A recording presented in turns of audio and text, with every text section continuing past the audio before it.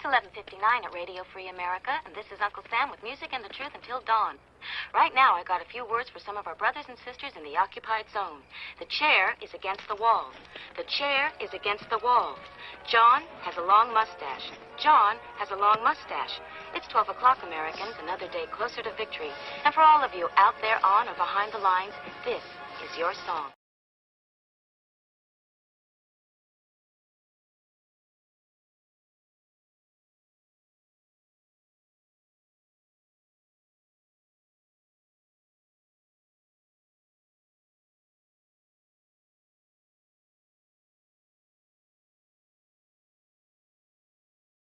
GearWebsites.com is your source for firearms-based playing cards and books. We also have mugs, shirts, and posters with designs that we've made live. Of course, we have patches. Every Friday is Free Patch Friday. We appreciate your support. Thank you for shopping at GearWebsites.com.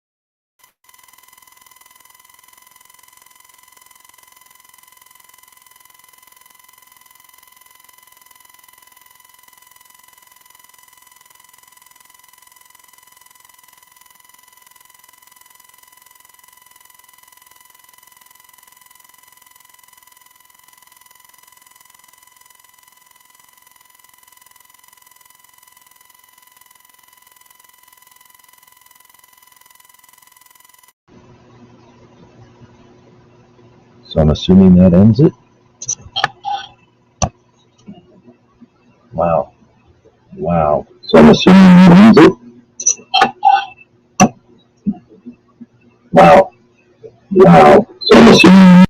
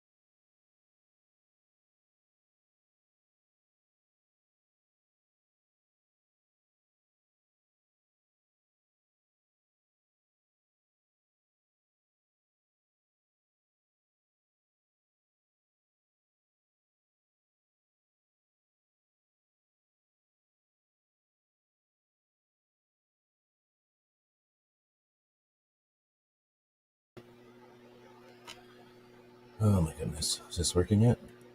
Hello? Oh, now it's not even playing. Oh my goodness. Is this working yet? All right. Hello? We know who's to blame for this. If you don't have a co-host you can blame for stuff, then you're missing out, because little baby puppy co-hosts, they don't care at all. They'll just take like if I got to give him a whooping, he just thinks he's getting petted. You never have to worry about ever being wrong either. Your puppy co-host is always wrong. All right, I think we're back. Are we back? I think we're back. What we do on Wednesdays when we go live is screw around for 10 minutes and 30 seconds. You can't see that clock right there, but 10 minutes and 30 seconds worth of screwing around. A lot of people would just start the show over again, would act like the show never happened, would be all embarrassed or whatever. But no, we're gonna blame it on the puppy co-host, and we're gonna just move on. All right, so let's dig into this. On Wednesdays, we get together and we take a look at what's been happening on a little place we like to call the Instagrams. Now, hopefully I picked the right screen this time. I should have known right in the beginning. It was picking my monitors were all mixed matched. Like when I went to go throw my monitor up here, I picked the wrong monitor. That's when I knew I should have known. Everything was wrong. All right, well, so what are we trying to do here? I got to get all my screens back up. I had so many screens. I had such an elaborate choreography of screens. It would have been amazing. It was like a festival of drones, except it was all computer screens. It was amazing. But because of the puppy co-host, I had to shut all that stuff down and start the whole computer over again. All right, so we're going to go into Instagram. What we do on Wednesdays is take a look at Instagram, and we focus on what is focused on the Second Amendment. We care about what's going on with the Second Amendment, and because that's a very difficult thing to keep track of, and there's different people involved and different people affected, and knowing those that diversity of effect is interesting, but also useful and effective in being able to enunciate or illustrate our issues with, just one more law or why don't you care? You can say my rights are my property, but people who don't care about your rights or your property don't care about those arguments. So it is very frustrating. Unfortunately, some people either don't get it or they get paid to keep that conversation going, that debate, that endless debate. So instead of just walking up to the middle and yelling your opinion across the fence, let's find people that are reaching across the lines, are understanding what it's like to be in other people's shoes, having effective conversations with them, and let's share that so that we can end this debate and move on. There's so many other things we could be taking care of. We're stagnated here, a lot of us, because this is a crucial, fundamental right, and it is important to communicate that with other people, because once we move on from this, all the other lesser rights are so much easier to sort out and figure out once we've established some of these critical things.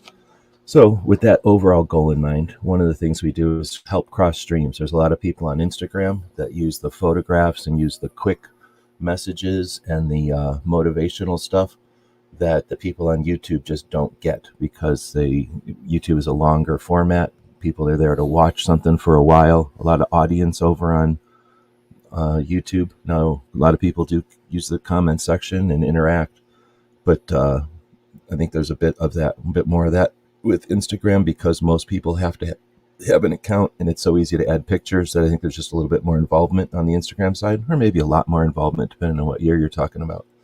Either way, we take a look at the Instagram side for about a week. So we're going to go back to just after the Every Second Matters and just bring that stuff up. One of our goals is to talk about it here on YouTube for the folks that are watching this live and the people that listen to this as a podcast. But this also becomes a transcript, and that written version of what we say here helps get the word out, helps promote the people that we're talking about today, who are of value, who I value, and I want to share. So sit back, relax, grab yourself a cup of coffee if you got one. Little puppy does bring me coffee every once in a while. Not often, but I do have coffee right now. Can't hardly see it in that cup. And I got this chunk of oatmeal cookie still, so I'll be eating on that chunk of oatmeal cookie during the show. Give that dog a quick spanking, and we'll get started. All right, so starting off with Krabby Turtle, posting from Every Second Matters. Nice collection from the Gear website store. Thank you for that. I listed a commercial as the show started. The commercials run fine. The audio for the commercials comes from StreamYard, so I'm sure those worked fine. But thanks to everybody who purchases stuff, all the capitalists that purchase stuff at our store. It helps us do stuff, keeps us going, and gives us the ability to spend time on projects like this one. And hopefully it's useful. Hopefully it's fun to collect, and hopefully it's grow in value. Unlike a lot of places that make 500, 100, sometimes 15,000 patches, what's the value of something that's got 15,000 brothers and sisters?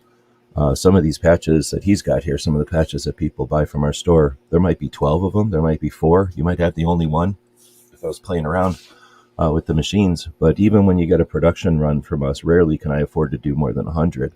So often our patches are scarce, and depending on how things go, hopefully they're going to be a good investment for you. So we do appreciate the people that do it as capitalists.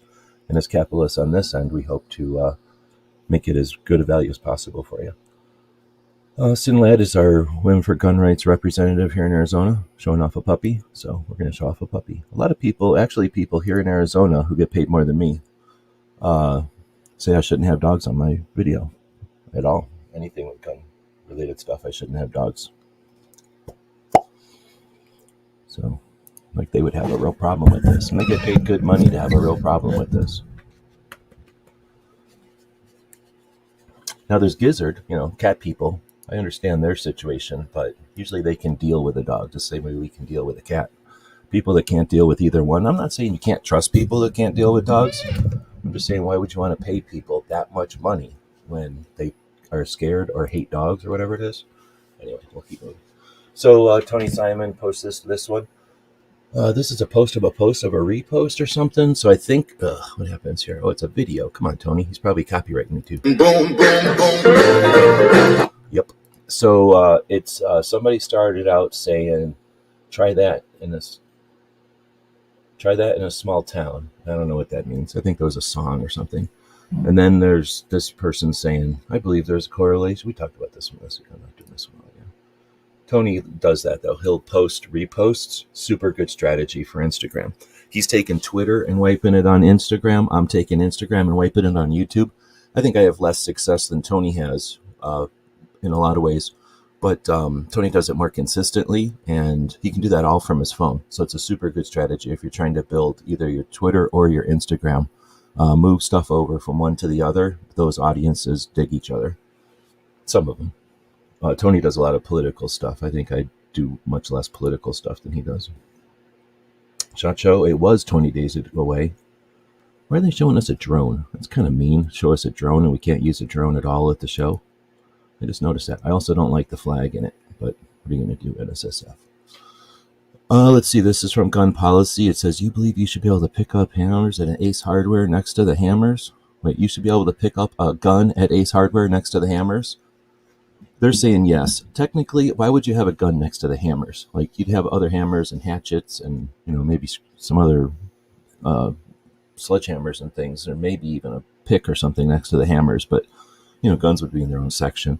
But in the same store? Yeah, of course. It's been like that for a long time. It only stopped in 1968 when a bunch of people who wanted to blame the item for the supposed acts of an assassin and take away rights from everybody. Sorry, I had to cough there. So this next one, or I guess this is the second page of it, and this is that person. Is this the same person who Tony was complaining about? Alan Franken?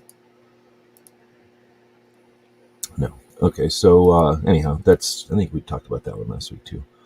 We'll move on. The 2024 Winter Tactical Games. So the Kalashnikov is one of the many, maybe one of 3 or 4, depending on the year, Kalashnikov focused get-togethers that are shooting events, kind of like a gun show mixed with a sporting event, mixed with a con, like a convention. So a bunch of people dress up, they have fun, they shoot competition, kind of. They have sort of a swap meet gun show type of thing. I believe there's also a lot of these have like cookouts and camping, and everybody's kind of hanging out 24/7 while they're there. And this is talking about their 2024 event, which is coming up on the 20th of January in Missouri, Houston, Missouri. I believe you should not be able to name cities and towns after cities and towns that are bigger than you. So there shouldn't be like a Houston, Missouri. That's just confusing for everybody involved. So I'm not saying they have to name the town a different name, but they should name the town a different name. But it's cool to see that these things are happening. I don't know if I have this one in my list. I think I took this out and had it sitting there on my screen for like a day, and I never put it into the calendar. I've been that busy. Not that many people are going to go to that one. It's just a kind of a regional thing. More than likely, definitely an area of interest thing. But and there might be more of these. I just pay attention to the AK ones because I kind of care about those more, I suppose.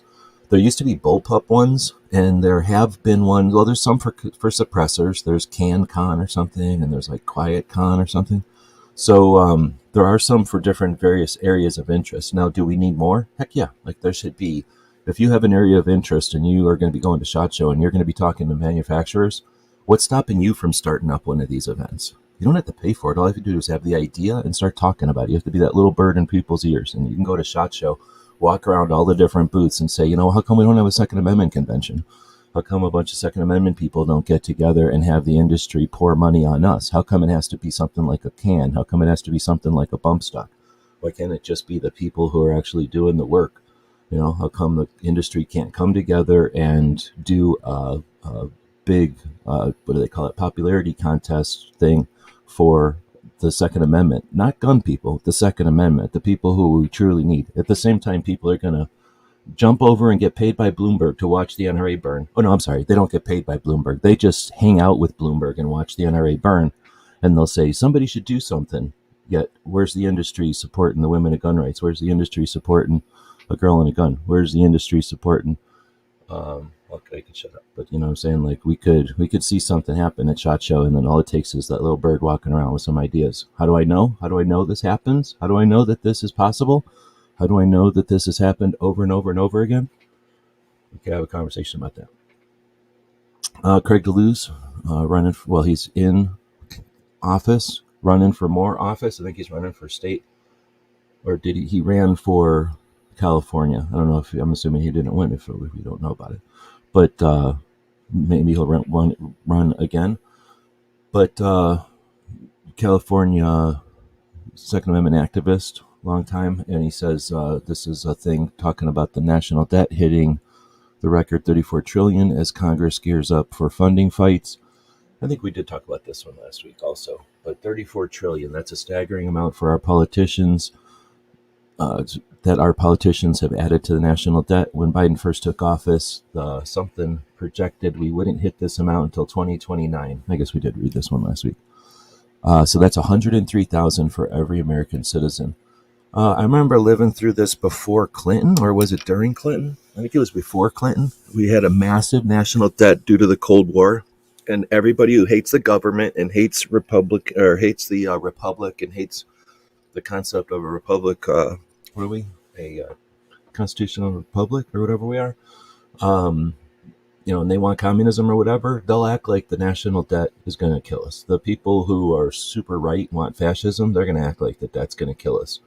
All you got to do is not spend a shit ton of money and pay off the debt, and the debt is gone. We're a massively rich country. People that fear the debt are weak. So, debt sucks, and it's sad that people got us into debt, but the weak sit down and cry when bad things happen to them, and the rest of us get up and finish it, right? So quit crying about the fucking debt and vote people out of there and pay off the fucking debt, and let's move on. This is Guns for Everyone. Busy morning politicking. They're trying to get marijuana users to obtain concealed carry or the ability for marijuana users to obtain concealed handguns in Colorado.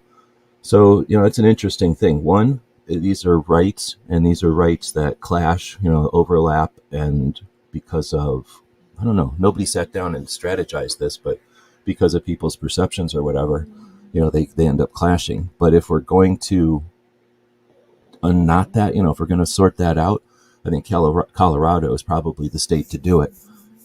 California could probably be another contender, but, they suck. And Alaska or Vermont, I don't know where they're at. I think they're both pretty free on both things, but, there's just not enough population in either one. So Colorado being I think they were the first, at least the first modern state to recreationalize, or whatever the word would be, decriminalize marijuana.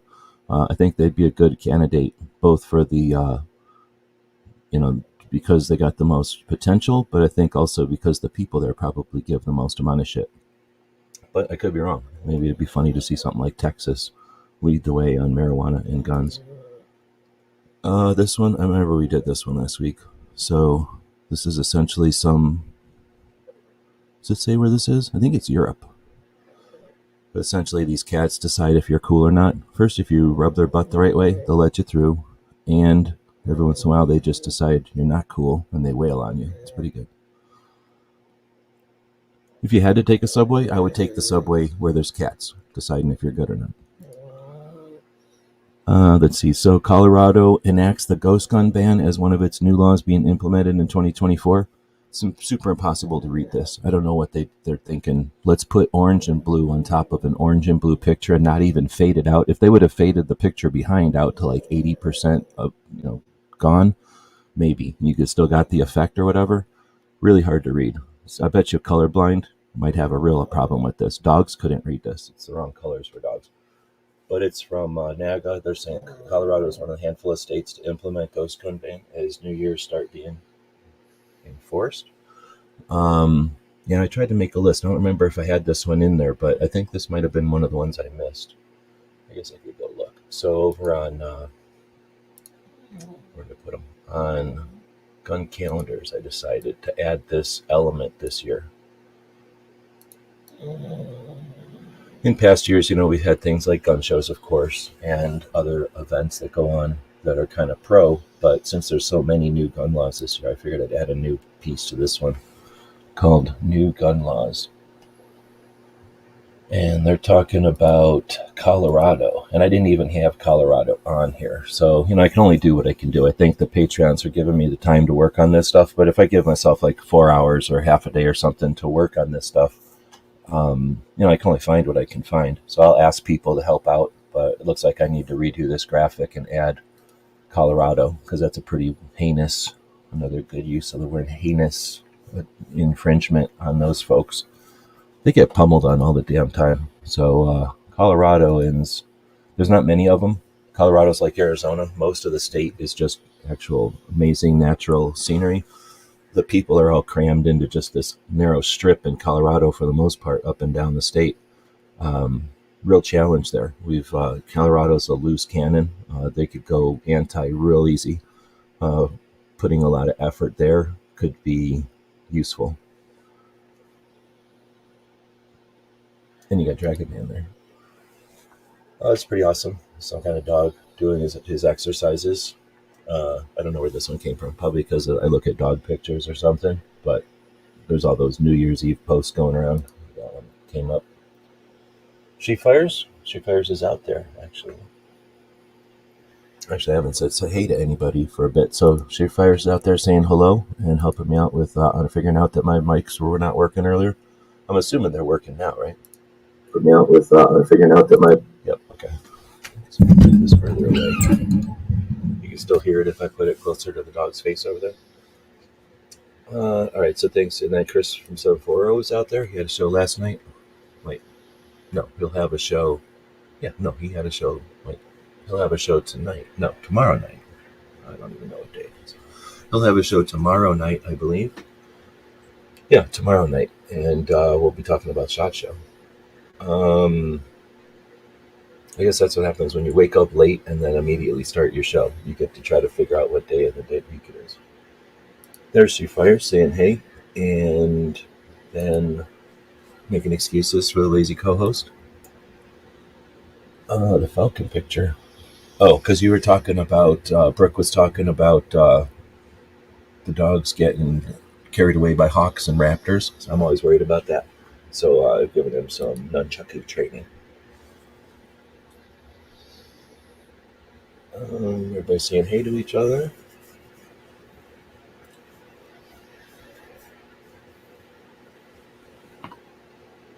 Let's see. So, our Calcast is joining in. Welcome.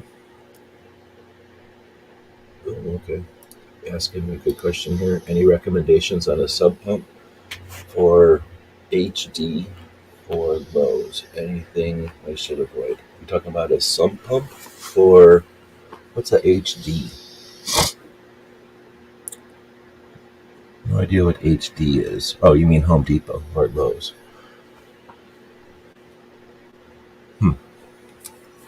I don't go to those places personally. In my area, when I was working, I learned about all the plumbing supply places. So I usually just go straight to a plumbing supply place for two reasons. One is they're going to have the weird pieces I need. Home Depot is going to have like the generic piece that fits everything. Like hey, we can engineer a piece that's going to fit all the threads, or we're going to fit a piece that fits all the water heaters or something. So they do fit all the water heaters, kinda, But you can go to a plumbing repair place or like a contractor's place and get the part for yours. It might not be the part from the company, but it'll be a part that fits on your water heater or something. So in that case, a sub pump, I'm thinking the ones from Home Depot, they don't know what you're doing with them. They're sort of like everything else at a big box store. They're just doing it for price. They know what people will pay for a sump pump. So that's what they price their sump pump at. And then they go tell somebody, make us sump pumps for this money. Where the contractor place is probably looking for a sump pump that you can put out there and it's going to last 14 years. I might be wrong, but I would go look around for a plumbing place. Now, I had to cheat because I used to work, so I got to go into places and buy like 14 sump pumps or something. Like I could go in and buy stuff for the restaurants and then go back on my own time and be like, hey, remember me? I'm a good customer. Like, help me out with my house stuff or, some side job I was doing. So I kind of knew some of the people, and I could go to the stores in town where, I'd already done big purchases or I knew the people. But you could probably get in with them. You do enough stuff, I bet. Like if you got in with some of these contractor places, I bet you get to where you got good terms with them. I might be telling you stuff you already know, but that would be my thing. I don't like the Home Depot or the Lowe's if I can help it.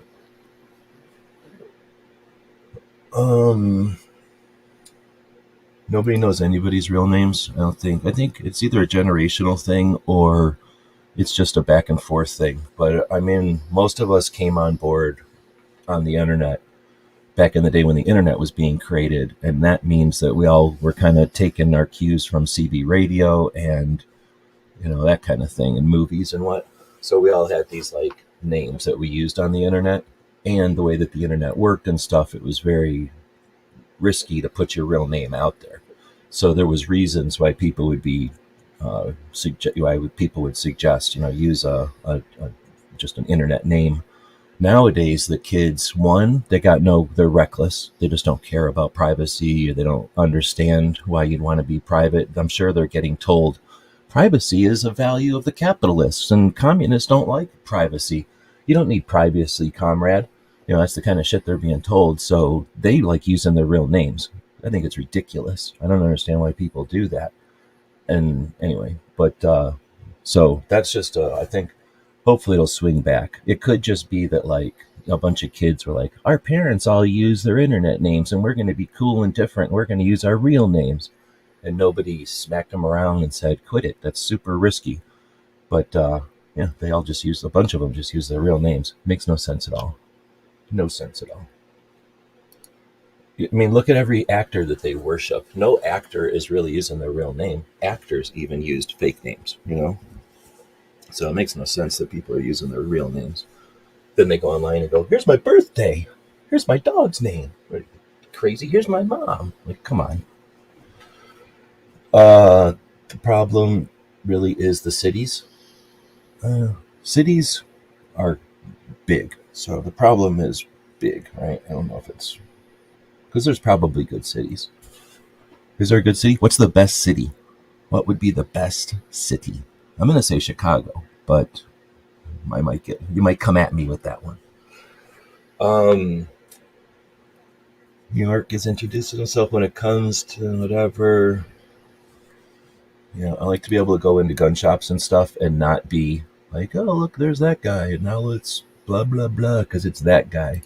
People live for that. People do everything they can to be recognized, and there's a negative side to that people, again, they jump into things before they realize it, and you can't not do it. So I'm not interested in what I'm doing. I'm interested in what we do. You know what I mean? Like, who cares who's doing it? Let's talk about what gets done. Basement pump. Gotcha. It's a replacement for a customer for something that will last even a bit more. She's not a stickler on price. Oh yeah. Then I go back to my thing. Let's see. Midnight. Just by itself? That's interesting. There's one that I have seen typically. Probably understand. I don't know what that's about. All right. So with that, we got She Fires. It says, my sense of security is reinforced by the ownership of firearms. It's a good message. And I like these types of posts, especially on Instagram, as people scroll. Think about, the psychology of it. They're scrolling, they're being entertained, they're trying to pass the time. Maybe they're, who knows, but most people are on their phone either for their fix or to pass some time. They're trying to move along. So this is the kind of thing that's a differentiate. It sets itself apart. These kind of posts, I think, set themselves apart from the typical, and give the accentuate. Is that the way to say it? Like they make the scrolling through Instagram useful as opposed to just mind numbing. You're not going to reach everybody with this post. Of course, they have to be following you. Then they got to be interested in this kind of thing for Instagram to want to give it to them. But you're going to reach people who are interested in being reached, and every once in a while you're going to reach somebody else, and you're going to be dropping something on them that's easy to read, quick, and it's not offensive. Some people will try to accomplish some other stuff with, kind of stopping their feeds. But I think this is a very positive way to stop somebody's feed. The Forge of Freedom podcast has got their 1 year anniversary. Pretty cool. I've been enjoying that podcast. NSSF says ATF is decisively indecisive on implementing Bipartisan Safer Communities Act. So you thought that was a great message, not NSSF. Who's supposed to be able to read that back and forth? ATF is decisively indecisive. All right, so I guess that's funny. On implementing Bipartisan Safer Communities Act. Like, everyone just knows what the Bipartisan Safer Communities Act is. Maybe we should. That's the Republican-backed gun control that happened in 2022. But most people aren't talking about it. And since everybody, isn't talking about it, I don't think Bipartisan Safer Communities Act is the tip of everybody's tongue. The BSCA is what we should be calling it. BATF was quick to implement portions of the Bipartisan Safer Communities Act, the BSCA, BSCA, I don't know what to call it, that benefit their gun control agenda, but seem to be ignoring other parts of the law that would make it easier for firearms retailers to do business. The Biden-Harris administration is cherry-picking the law to appease gun control advocates and ignoring portions of the law that actually keeps guns out of the hands of criminals. And it seems that that's a polite way of saying that's exactly what's happening. I don't know what that means. President Joe Biden has been proud to tell his political donor class, I like that he was responsible for signing into law the bipartisan saying BSCA, what he terms as the most meaningful gun safety law in 30 years. NSSF didn't support the law in its entirety. There were portions of the law that were just unacceptable. The law failed to provide a meaningful definition of a willful violation for firearms retailers that could cost them their license and livelihood in a zero-tolerance policy era. That was just one point of difference, but there were points upon which NSSF agreed. Yet the administration is dragging its feet when it comes to implementing those parts of the law. So now there's people yanking on NSSF's chain for that. So we've got people that are willing to fight for the sake of fighting, bitch for the sake of bitching, and political strategists who are watching from the other side. You think they're just dumbasses who didn't go to freaking college to learn how to play this chess game, or that they're not picked for their jobs because they're savvy and ruthless? So they're watching us be dumbasses over here while dumbass NSSF backs a bullshit anti-gun law, and then idiots on our side use that dumbass action by the NSSF to further divide us. Fucking idiots. This is the kind of bullshit that's going to happen right before 2024. Fucking criminy. So this is, I only posted this one to indicate that NSSF definitely puts their foot fully up their ass often. Like, they are not paying attention. They're tone deaf as shit, and they're not consistent. And we're willing to yank each other all over the place and not move ahead because the views, or what the fuck, the couple of bucks you're going to make on your fucking video when you rag on them is worth it. You got people who are getting paid by Bloomberg to hate the NRA. No, excuse me, they don't get paid by Bloomberg. They just fucking hate the NRA for no fucking reason. And then people get paid to fuel that fire. And now you got this shit? Come on. So now we're not going to trust NSSF if you listen to the dipshits out there that are getting paid a couple of coffee dollars or some t-shirt bucks to rag on NSSF casually and then move on to rag about something else with passion. We're idiots. Well, we allow ourselves to be idiots. And then we complain because the other side isn't keeping up with us. Like, we're not on pace. We're tripping ourselves up. And if we're not going to pay attention to each other, tripping ourselves up, we're going to be constantly kind of double stepping, or whatever that is, skip stepping. Here we go. So Brooke came at me with, if you wear a falconry glove in the park and frantically look around the sky, everyone with a small pet will leave. I took that as a coming at me. So then, I think that's what the kids would say. Brooke came at me. So then I decided to go to my robot friend on the internet and, where is it? Come over here and say something to the effect of, I'm going to train my little dog to fight off falcons. And we came up with these. So we got this one, but this one looked too much like the falcon just took his nunchuck. So I didn't like this one. This is DJ. Wait, I'm going the wrong way. Oh, am I going the wrong way? What happened to him? Oh, they're all interspersed in here. So this is the next one. And I like this one. In this one, he's got a black belt on. The falcon is trying to get him. But he only has one half of a nunchuck, and he's kind of spinning it around. He's playing around a little bit too much in this one. And then, man, there's a lot of them. They're all mixed in here. Hold on. Where did they all go? There's at least 4. But they somehow mixed in. This one was good, but they stuck a monkey in there. I don't usually have a problem with somebody sticking a monkey in places, But in this case, I'm involved in this whole situation. So I might take this one and put it into a different AI and remove the monkey, and then give him a full set of nunchucks, maybe a double set. He can handle a double set of nunchucks. That was another one, and then this was the last one, which has some kind of weird griffin baby, like a baby griffin in it. But he also does look like he's doing a pretty good job of doing some kind of a split Chaco deal. But yeah, AI is pretty awesome. And I usually have things set in the Arizona desert because, of course, I live in the Arizona desert. So that was, I don't know where Brooke came out with that one. Just out of nowhere came at us. But I think we defended ourselves quite well.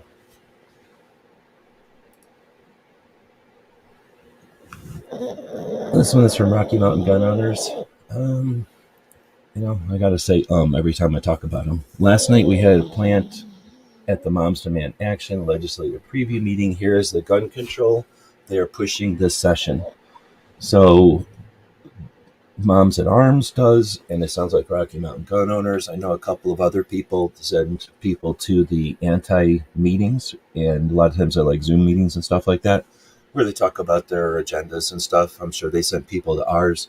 And, if we're in there bickering amongst each other, like, I don't like the way that so-and-so did the such and such, that's what they're taking back to their political strategists and their groups, giving them either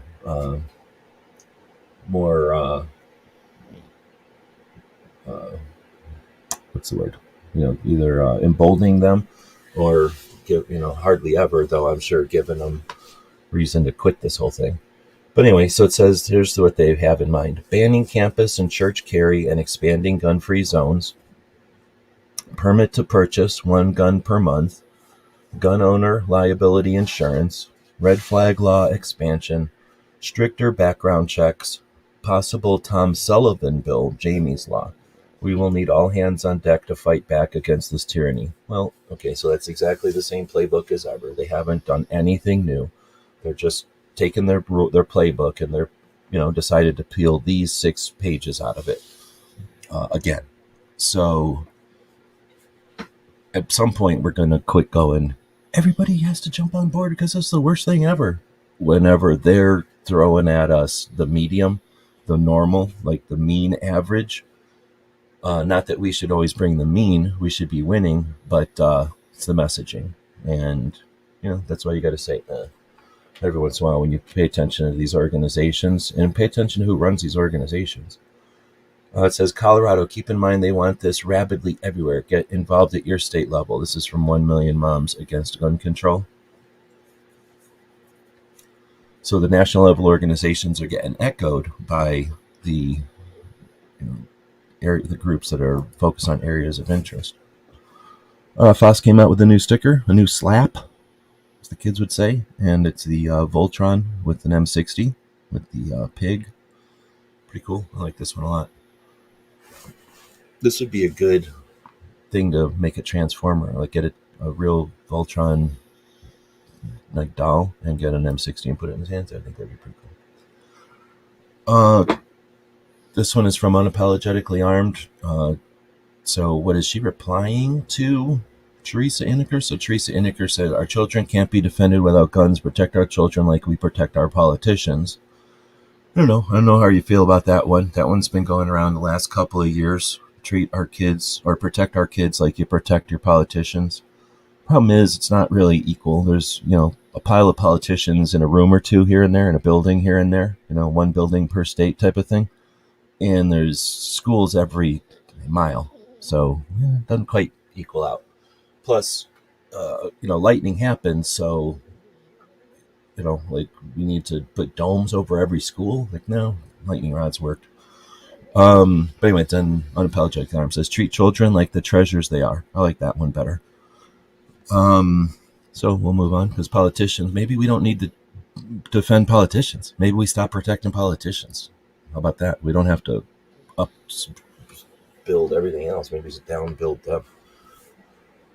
I don't know. I'm just talking. So Rebecca and 1 Million Moms are posting this one. I've been told that I have extreme views on politics. If by that you mean I believe that the Constitution says it means, and it says what it means and means what it says, then yes, I extremely believe that. I guess that's funny. And then this part says, individual liberty always seems extreme to those who don't want to take personal responsibility. I like that one. And it's too long, but I like that message. And I don't know if people who don't like to take responsibility would like take that as a challenge or as some kind of a hit, but I think that's the fact. And it's frustrating, but those that are interested in the goal of individual liberty, it's just frustrating, but guess what? Other people don't want that. They don't have to. It's just one of those things. So if they don't want to take that personal responsibility, we don't get to make them. We just have to understand that they're not like that. There's got to be ways to talk to those people in spite of the fact they're never going to agree with what we agree with. Moving on, Wilderness Tactical, awesome company up in Phoenix area. They had a $5 off on these cuffs. So first, I like promoting the company. They're cool. They've been making good USA-made materials here in Phoenix for a long time. Hold on. What's going on?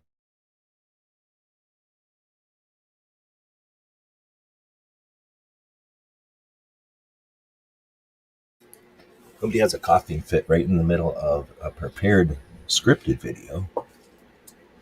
So anyway, they've been making these things for a long time. A lot of things for a long time. They've been making these ankle cuffs for quite a while. So ankle cuffs are ankle cuffs. Some people like them with all the sheep wool and crap in there.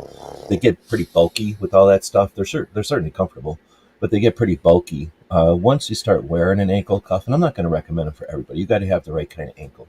But if you're able to and you're willing to, I think these are one of the more handy ways to always have first aid with you. Now, if you're a person who's going into places or you have the concern, you could easily add a magazine to this. But if you're carrying a firearm on your ankle, this is a no-brainer. You want the balance. You want the mirroring or whatever, like the balance of the something on your other ankle to give you the weight. Otherwise, you start walking lopsided sometimes, or it just feels weird. And if you're down with wearing a firearm on your ankle, you'll understand that putting something on your ankle ain't nothing. Have you ever worn boots? Do you get like all physically tired whenever you wear boots? Like you have to rest whenever you're walking around in boots? That's what it's like having something on your ankle. People just don't do it, so it seems like a burden. Once you put something on your ankle, you forget that you even are carrying that gun around. So people that don't carry second guns, hey, you can live your life how you want. Some people think you're crazy for carrying a gun. Some people think you're crazy for only carrying one gun. So if you want to carry a little, like a 380 or a 22 even, think about an NAA on your ankle. Is that going to hurt you? Is it going to cause problems? You're going to have a rash? What about like a P3AT, little Caltech 380 or whatever the new fancy version of that is, probably something with an optic. Or like the J-frame, little revolver. Guess what? Now you can wear whatever pants you want. You can wear whatever shirts you want. You can walk around without a shirt on if you want.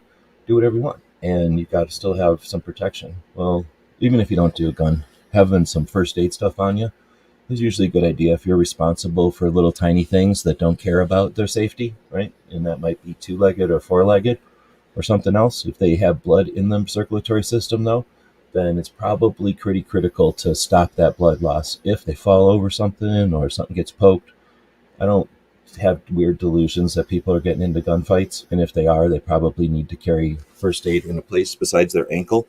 But regular people die all the damn time because we have a pressure system of fluid in us. And when you break that system, all our fluid leaks out. And the only way to stop that is by pushing something in there that creates a clot that lets the blood naturally clot and restrict the flow of blood. It's super simple. And you do that by smashing on the wound with direct pressure. Now, if you can't do that because the wound's so large, then you put a tourniquet on to stop the flow of blood to the limb. But a tourniquet can also create a pressure dressing that can stop the flow of blood when you don't need an actual tourniquet.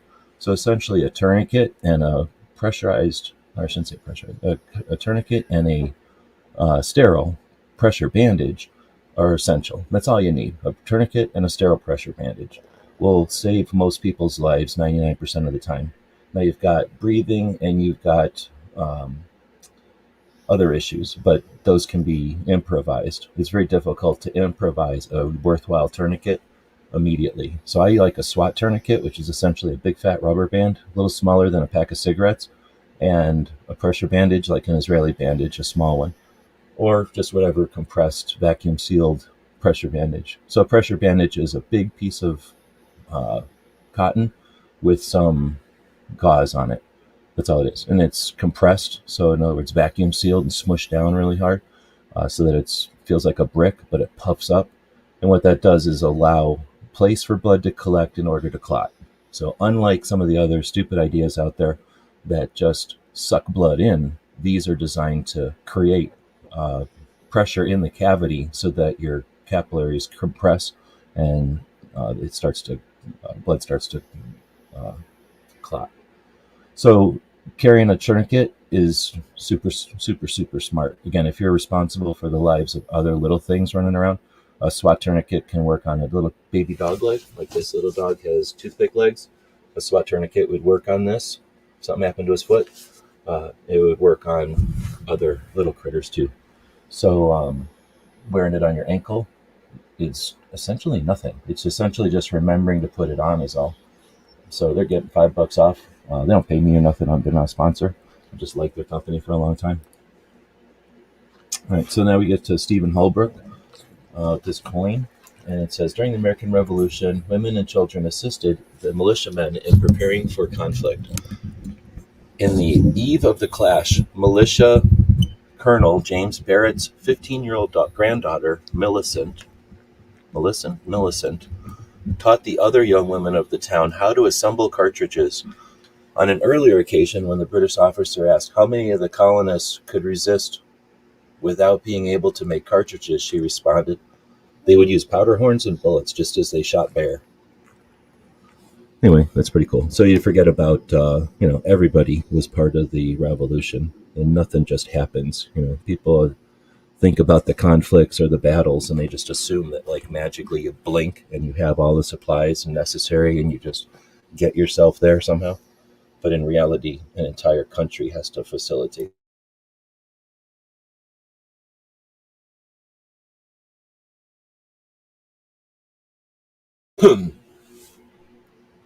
Something slaps. That was something slaps in the 90s, dude. Right? Slaps now are stickers.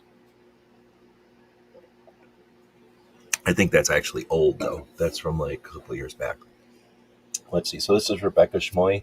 What you disagree with me what you disagree with me about tells me what you believe. How you choose to disagree with me shows me who you are. Another excellent one. Hold on. I ain't coughing so much.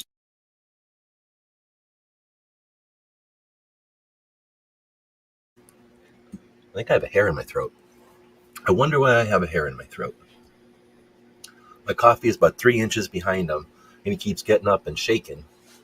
I'm probably drinking more hair than I am coffee. So, I really like this one. How you choose to disagree with me shows me who you are. Again, I don't know how many times you have disagreements with people, but hopefully you're banking all that. You're learning from those interactions. And if our goal is to argue, there's lots of ways to figure out how to argue, watch people bicker. But if our goal is to end disagreements by awareness, this could be some good strategy. It's from 2A Rally. Our rally is coming up here in Arizona. Our rally is in February each year. Now, there's one in Iowa this week, and there's one next week, and there's one in Virginia next week. But our rally here in Arizona is in February 17th. So this is from the people who host the rally, 2A Rally AZ. And it says, this is a rifle, this is a rifle, this is also a rifle. Assault is an action, not an object. It's kind of an old one, but does kind of stuff that they'll post on, our rally account. So I don't even know who runs the account.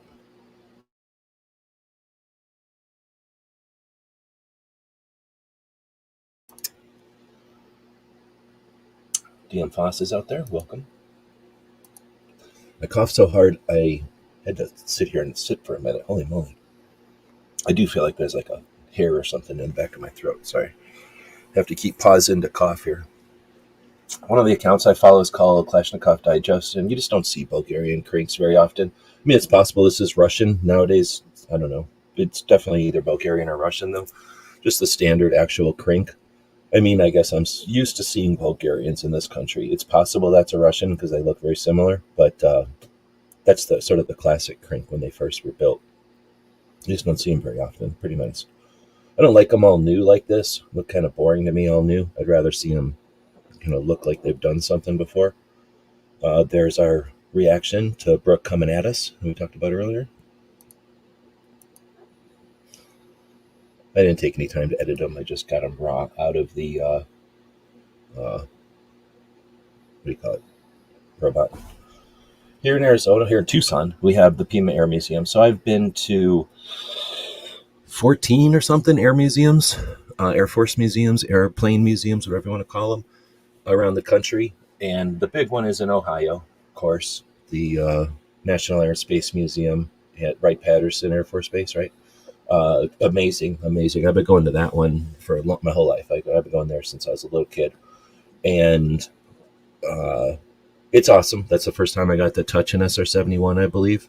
Or no, wait, no. That's the first time I seen an SR-71. And then now I live in Tucson, and we have, it's not the biggest, but it is the best air museum that exists. Why? Because you can just walk up and touch everything. Like everything, there's no gates, there's no fences, on nothing. Maybe on a couple of things, but on pretty much everything, there's nothing.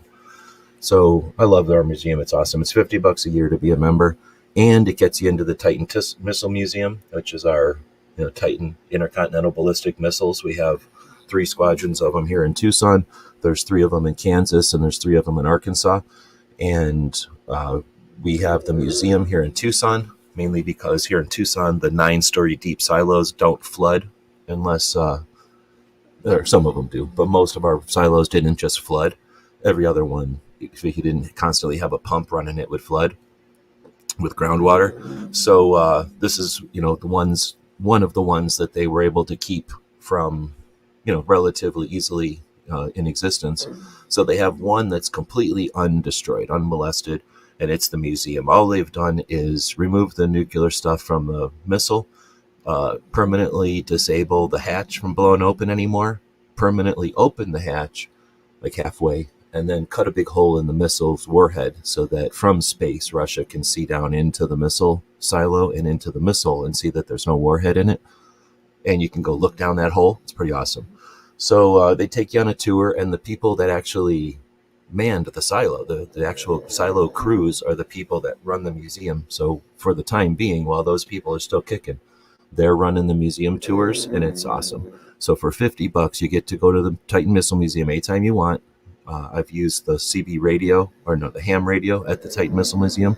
There's the radios that the silos would use to communicate with the outside world. Those radio antennas are just disconnected, and there's a wire hanging there. And if you're a ham radio operator, you can just hook up to that wire at the museum and use their missile museum or the Titan missile silo antenna to talk to people. It's pretty neat. I tried to talk to the space station from that. And then there's the museum, and the museum has a crap ton of airplanes. They keep getting new ones all the time. The museum keeps getting bigger all the time. And that's the first time I touched an SR-71, because out here, the planes are just sitting there. They're just sitting out in the world. You can go up to them. So Russian MiGs, my Doberman has peed on Russian MiGs before. So it's awesome. So my dog walked up and peed on a Russian MiG. I'm pretty sure there's nobody in Russia who has a dog that's peed on a F-16 or something.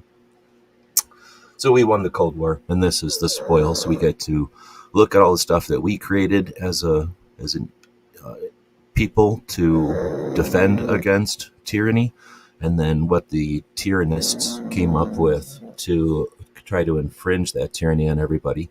You get to see the quality of the equipment. Hearing about it, seeing it in pictures is one thing. Fiddling with it, touching it, being around it, you can see the difference in a Russian airplane and a United States airplane, and a Europe airplane or a German airplane and a U.S. airplane. There's a reason we are where we are, and airplanes are one way to kind of get the finger on that pulse. So anyway, taking a second here to talk about our museum. It's pretty awesome. And now they've got this thing. Well, I guess they've had it for a while. You can either go there and get on this like little train thing, and they drive you all around because the airplanes are kind of big. So you're walking. You can go in there with your dogs and you can just walk around, or you can get on that little cart thing. I don't think it costs anything. I think you just have to wait for it. but you can get on that little train thing. It's kind of like what they have at zoos sometimes. And you just jump on, and then the guy will talk to you about what you're driving past. And I brought the dog on that little thing before.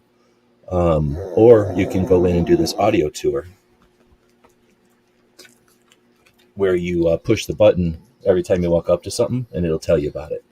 So you can do this like self-paced. You can do it as a group. I'm sure you could probably ask them for a tour guide and bring a group in too. It says audio tour devices are available for $5. Oh, I guess you got to pay $5 and then you plug in your little headset or whatever. Plus general admission, and the device is available for $7. At the Titan Missile Museum. Oh, I see. They have the same thing at the Missile Museum now for $7. Okay, well, maybe I'll have to go in there and check that out. It says it's also included in the topside only tour, should visitors want to learn about the missile sites without underground access. Anyway, that's super cool. So, yeah, now you know about our silos and stuff. And how much time do we have before Cape Gun Works goes live, by the way? Man, I'm sitting here acting like there's no time today. I think I still have plenty of time.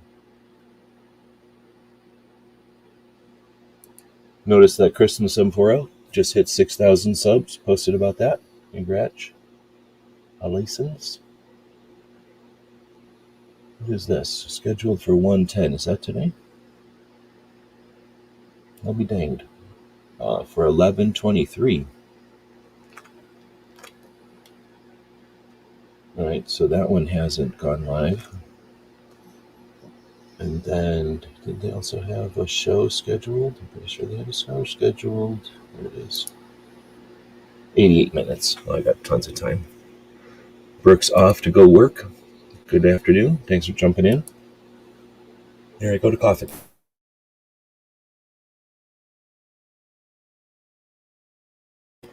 Maybe I got the ick. That's something happening to me. Where were we down here? I think we were just talking about that audio tour. And then we get to Ginny Thrasher going to the Olympic trials. Unfortunately, I haven't heard anything from Ginny in a while. Either I'm missing it or she hasn't posted anything.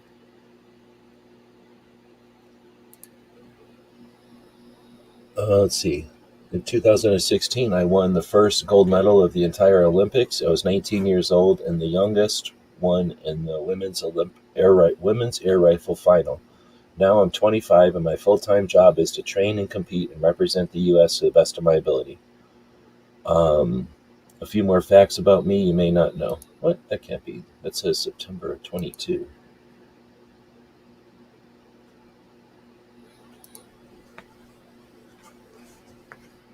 Okay. So this is the newest one. It says, Olympic trials have finished and I ended up 6th place. Between a serious back injury and short quad due to COVID, it's been a challenging few years in my shooting career, but I'm unbelievably proud of my work, personal growth, resiliency, and actions as a representative of myself in this sport during this time. I would like to thank my support system, including my coach, parents, husband, sponsors, U.S. OPC staff, and the USA Shooting for their help on this journey to the Olympic trials. Although this is not how I'd hoped or prepared for my year to go, the USA will be represented by some incredible athletes in Paris this summer. Many of them, especially in women's air rifle, are shooting at world-class levels, and I will be proud to cheer them on at the Olympics. And then she mentions the people that win. So that's too bad.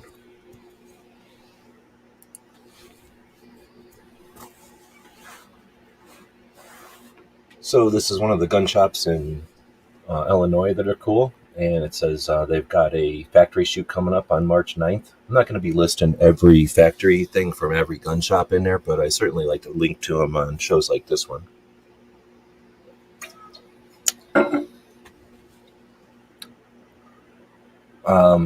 If you ever get a chance, if you haven't been to something like this, typically the gun shop will talk to their different factory reps and invite them to show up for a day like this. And this is a gun shop that has a range, so they'll be able to bring guns and stuff. Like it says, shoot the demo guns. But you'll be able to meet their representatives. The representatives are always going to come with like a selection of all the different samples of what they've got. So a store might not stock everything that a company has, or there might be something brand new that's hard to get or something like that. And when these factory reps show up, they often bring those things. Then they're going to bring stuff like their merch and their swag and that kind of stuff. So you typically get something for free when you show up to these things, and then have the potential to win, something, or, do something like a giveaway or a door prize or whatever. So in this case, it's 9 weeks away in March, and GAT's an awesome star. If you've ever been to it, it's awesome. Then you get to the American Suppressor Association. This is them talking about their year-end wrap-up, I think. Yeah, this is them talking about their year-end policy update. I think they do the best. They do the best job. American Suppressor Association does the best job of, running a national level rights-focused organization. In this case, focused on the suppressors and our rights to own them, kind of thing. So I don't agree with them 100% of the time. I'd like them to lean into removing the laws more than making the laws easier, but they do sort of a dual role. While they're attempting to get rid of the laws, they understand we still have the laws, and they do what they can to make that more possible, faster, and whatnot. But either way, they do the best job of summarizing what they've done and just being effective. They don't get into any bickering that I'm aware of. They don't get into much bragging or being weird about it. They do a little bit, but they're, kind of a healthy amount of bragging, I guess. Or, letting people know that, they've accomplished stuff. But they don't unnecessarily brag about every little tiny thing or everything they're about to do. Some of these organizations will brag about what they're about to do or what they're just starting, and they never follow up with all the times that there was no results of that. So American Suppressor Association, in my opinion, does about the best at just being a very effective, I think effective is the best word, national organization. And you can check that out and kind of get an idea of that with that year-end summary. This is just super cool. So this is some guy with a helicopter. I don't know if that is water for a cement truck or if that's cement.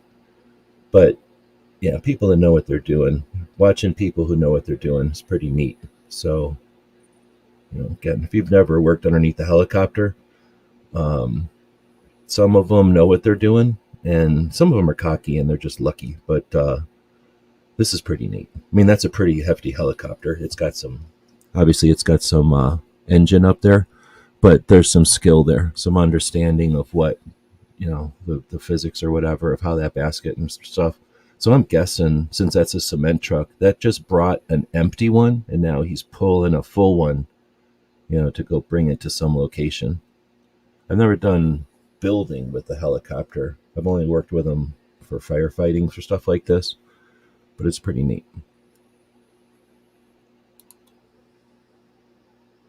Then we got Faster, Saves Lives, great organization that educates facilities and everybody at a school, everyone from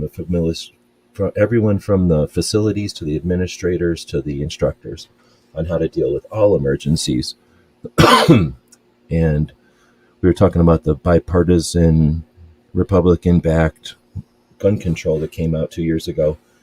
That's essential. One piece of that was to remove the rights of 18 to 21-year-olds. That was the biggest part. And then the second giant part of it was to take billions of dollars of tax dollars and put it aside into a pile, and then to take from that pile and give to the states that do the most anti-gun bullshit each year for the next 5 or 10 years. Hopefully Faster falls into the qualification of anti-gun bullshit, because part of their anti-gun bullshit was mental health and part of it was education and stuff. Problem is, I'm pretty sure they qualified it as no education can include firearms. So since Faster doesn't hate firearms, they probably don't qualify for the income. And the thing shouldn't exist. They should dismantle the whole concept and put that money back into circulation or destroy the money. But instead, it's going to go to Bloomberg. It's just a money scheme to get Bloomberg his money back. Anyway, Faster standing adjacent to all that, they'll either get a little slice of it or they won't get nothing. Or they'll be distracted trying to get that little slice that they waste a lot of their time doing effective things. We'll see. So this is the one of the museums that's super cool. Is the Los Angeles Police Museum. It's in an old police station, and it's kind of, if you've ever seen the movie Terminator, and Terminator comes out of the past in that little bubble and he takes that guy's leather jacket. This is just down the hill from there. So it's right in the middle of LA, and they do all kinds of cool stuff. And this is just one example. So this is them saying, we are saying farewell to 2023, a year that was filled with growth, excitement, and also its fair share of challenges. We're bringing new energy to 24. Stay tuned for exciting updates around the museum. So I guess they're just showing you like flashes of the different things that they've done. But there's some shoots, like they have competitions and shoots, and they show up at those. They've done some historical stuff where they send people out in all the different like uniforms of the different eras of police officers and stuff.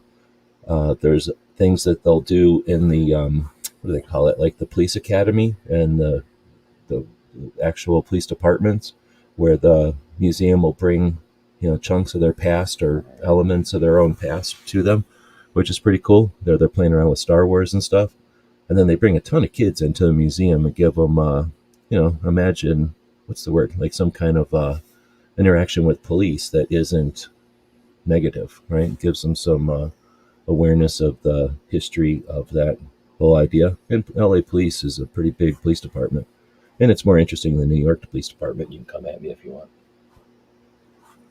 want. Mike, you haven't been there yet? Oh man, definitely go there. It's a couple of bucks, but you know, you're giving money to a good organization. I think it's definitely worth going. I don't know where you live and where it is, so if it's a pain in the ass or not, but it's pretty neat. Now, this one I have not been to. The Marshall Museum is one on my list. It only got built like last year or something, but I've been watching it get built, and I thought this was pretty cool. A lot of museums have tons of cool stuff, and unless you spend hours and hours and hours in there, you're just never going to experience it all. And even if you did, I don't even want to tell you how many of the museums hoard half of their crap in the archives. They don't even put it all out on display because they insist on doing what this place is doing and only showing you 4 guns in the place that could show you probably 16 guns, because they think you have to be all fancy about it and you have to have all this dead air everywhere. Well, whatever. You can't tell the museum curators that they're idiots and that they should put everything on display, and people would appreciate that more than only getting to see what they think is important. But in this case, what you've got is kind of using the socials as a means of getting information out there.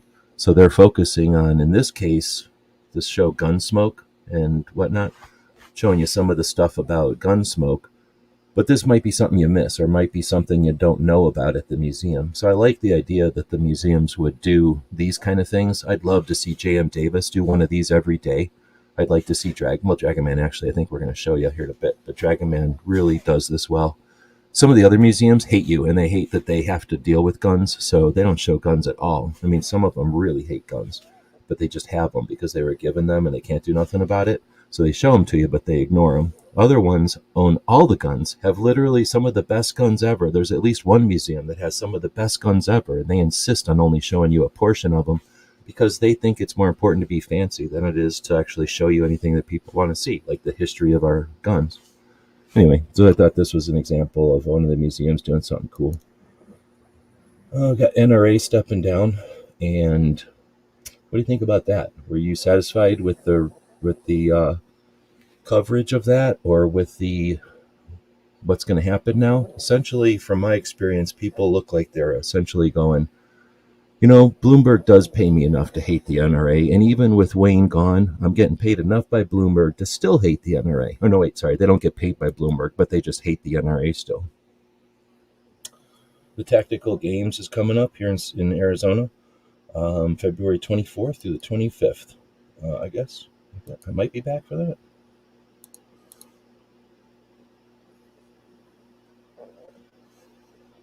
No, I won't be. That'll be while we're at SHOT Show. So that's fun of them to do something while we're at SHOT Show.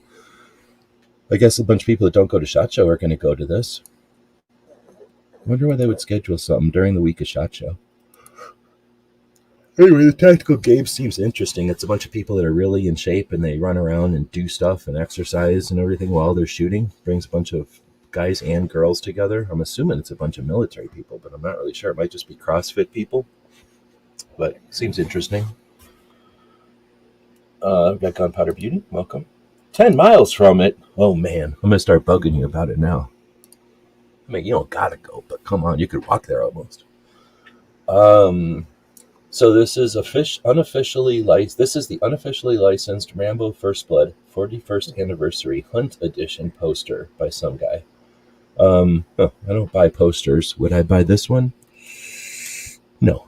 This has got the bridge and him in the wilderness is the most important parts of the movie. I don't know if those are the most important parts of the movie. I mean, the part being in the wilderness is a big chunk of the movie or whatever, but they don't show his knife very good. And I don't know if the bridge is that big a deal for me. So, anyway, pretty interesting. First Blood, Rambo, First Blood Part 2. Rambo, First Blood. It's not Rambo. It's First Blood, Rambo Part 1 is what it is. But they started calling it Rambo because of the second one. But originally, all we said was First Blood because that was the movie. And then Rambo came out and lampooned it. But originally, First Blood was one of the coolest movies ever. I mean, seriously, one of the coolest movies ever. Then Rambo came out and it turned into like garbage. It turned into exploitive, big budget summer movie crap. So First Blood started out amazing, and then it turned into Rambo, the buffoonish, let's make knives bigger every movie and try to compete with Commando and stuff like that. So it took a bad turn, but First Blood was it was a pretty good movie. Probably up there with Red Dawn as far as like important movies for people in my generation and that generation. That 2A rally I mentioned, this is some pictures from last year's 2A rally. So we have booths, we've got the conversation, the speeches. This gives you an idea how big the thing is. They've moved it finally from the grass in front of the place over to the park, which is great in like 17 different ways, but really let it spread out this last year. So I wouldn't say the most amount of people ever, but the event gets bigger. And with not that many people, it was a very pleasant, like, saturation of people. But I'm sure they want more people there. And it can now handle probably 3 times the amount of people. Guess what? Another post about that rally. This one is from Rebecca Schmoy saying the Biden-Harris administration has funded, with your tax money, a public push to install further gun control measures at the state level. What are you doing about it? Then it says President Joe Biden to establish the first ever White House Office of Gun Violence Prevention to be overseen by Vice President What's-Her-Face. And then there's some articles, I guess, White House to announce first ever federal office. Like, this isn't new news. I don't know why everybody's talking about this. Kansas won't be taking the Biden-Harris infringement suggestion. The right of the people to keep and bear arms is clear and concise within the U.S. Constitution. We will continue to be honoring that right. And then it talks about finally at the end of this whole thing, 2024 Kansas legislative session 2A kickoff, Saturday, January 13th at 1 p.m. at the Topeka Public Library. I don't know how close Gizzard is to Topeka. I haven't said Topeka in a long time. What happens in Topeka? Why doesn't everybody talk about Topeka more often? Representative Rebecca Schmoy, upcoming legislation. Chuck Haggard, impact of local elections and community safety. And Tommy Bartles, tips for being a 2A advocate. That sounds interesting. Do not think for a moment that the Bruin decision, look at that. The Bruin decision means that the incessant push for gun control will subside. The federal government is now openly using your tax dollars to push for unconstitutional legislation in your state. Yes, even here in Kansas. What are you doing to help your pro-freedom legislators push back against this blatant attack on your natural and fundamental right to self-defense? Get involved, make your voice heard, visit your state capital, contact your legislators, show up at Pro-2A events, find out how you can make a difference. And maybe add, get involved, like, bring your friends. Like, you don't have to do this by yourself. It doesn't have to be a solo mission. This one was pretty neat. So I don't know where this one came up. Probably said look at military stuff or whatever. But this says Native American Marine pilot, NASA astronaut Colonel Nicole Duke Victoria Anapu Mon, Native American Nation, Wallakai Round Valley Indian Tribe, United States Marine Corps, F-18 Hornet pilot. So without me formatting, that was hard to read. Says she has over 2,500 flight hours in 25 types of aircraft and 200 carrier landings, and has flown 47 combat missions in the Iraq and Afghanistan wars. First U.S. Marine female astronaut, NASA. First Marine Native American female astronaut. NASA time in space 157 days, 10 hours and 1 minute. Total entry vehicle something hours, 14 hours and 20 minutes. I don't know what that means. Awarded 2 Air Medals, 2 Navy and Marine Corps Commendation Medals, and 2 Navy and Marine Corps Achievement Medals. It's freaking amazing. So there's probably not that many people that are able to do any of this shit. I didn't even know she existed, so it's pretty cool. 157 days in 10 hours in space. So we're over here bickering about this and that and the other thing constantly, and we've got people in space for 157 days at a time who are also sitting around with 2,500 2,500 flight hours, 200 carrier landings, though. That's unless she's a carrier instructor or something, that's a heck of a lot of flying out and landing on a boat. 47 combat missions. So that's pretty neat. Pretty cool. I had no idea that the astronauts were still fighter pilots. And obviously now there's a couple of 20 years worth of combat sorties that they can have experience on. This one's from Women for Gun Rights from Maine. They're up there getting the reactionary to the atrocity that happened up there. So they have to react. It says hundreds of gun control advocates showed up to the Maine State House last Wednesday, calling for massive gun control measures. These pieces of legislation that they argue for include mandatory waiting periods and magazine capacity restrictions. Although woefully outnumbered, Women for Gun Rights, led by State Director Andy Reardon, gathered to be counter-presence and voice for truth. Women for Gun Rights was joined by Destiny, a survivor of the something massacre, and her young daughter, as well as many from gun owners of Maine. Destiny is pursuing safety by taking lessons under Andy, who is a local firearms instructor. They donated their teal shirts and gray hoodies. No, they donned their teal shirts and gray hoodies, featuring our signature Educate Not Legislate logo. Reardon led conversations centering on mental health awareness, proper and unmandated safe storage, and the life-saving program of that other thing. So, they got a lot of comments. That's pretty good. How many posts, how many views this thing get? Does it tell me? Virgo Grips is clicking on it. That's pretty cool. And I thought this one was pretty good. Black piece of poster board or something. And then, I don't know if those are stickers or cutouts, but Maine doesn't have a gun problem. Let's talk about mental health. I really like that. It's easy to read. And good contrast or what. Let's talk about mental health and the lack of resources is kind of written in there. But I like that. If you're going to get a picture of a group of people, this one's going to be able to be seen. Spacing could have probably been a little better, but the message there is clear, and both visibly and it makes a point. So something like these are nicer, are nice because they're legit handmade kind of thing, but much harder to read. It says, we protect politicians with guns, banks with guns, celebrities with guns, monuments with guns, important history documents with guns, but our most precious resource, children, with a sign that reads gun-free zone. I get the point, but again, there's kids everywhere. There's politicians in one building. This mom protects her family with guns. That one's pretty good. Handmade, super easy to see. And there you go. From like a distance, boom, right? Like it's super easy to see that one. So it's pretty cool.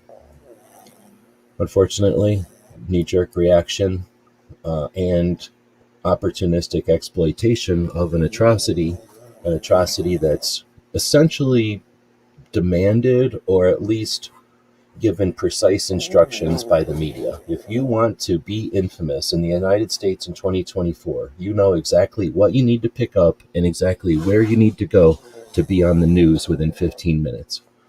It's fairly obvious. No one wants to talk about that. We take for granted that the media will immediately pursue and make that person infamous in order for the ratings. And, we assume that that's a given, that we have to deal with that. And that is also a strategy. That's also a vector. It's also something that we can be pointing at. But instead, we wait for that to happen and then we react. So while we're preparing to react to what we know is inevitably going to happen again, we can also disrupt the cycle. We can disrupt the system. So let's see some effort on that as well. That being said, Virginia Citizens Defense League is getting ready for their lobby day. So it's 1 week until lobby day. Get ready to make your voice heard. Check all the essential details. If you've been watching on YouTube, the Virginia Citizens Defense League is by far the best organization at a state level, probably better than any of the organizations. Well, they are better than any of the organizations at a national level, but probably better than any other organization at being transparent and having complete awareness of what they're doing with their membership and everybody else in the community. And that's important because you have the Connecticut Citizens Defense League, you have the Arizona Citizens Defense League, and there's probably other Citizens Defense Leagues that are doing great work as a result of watching what the Virginia Citizens Defense League has already done. So unlike some of the other ones that claim to be the largest and the best and the most effective, I'd go at anybody, or I'd go with head-to-head with anybody. That the Virginia Citizens Defense League, the only one you could suggest is doing as good is probably San Diego gun owners. Kind of doing it in different angles, but they're both boots on the ground. They're both active membership organizations with active memberships that give their membership something to do year round. This just happens to be their big thing right now, but they'll be doing this year round. Arizona, I'd love to say they're awesome. We do one thing on the 17th of February, and then we go back to sleep. I wish we could say we did more.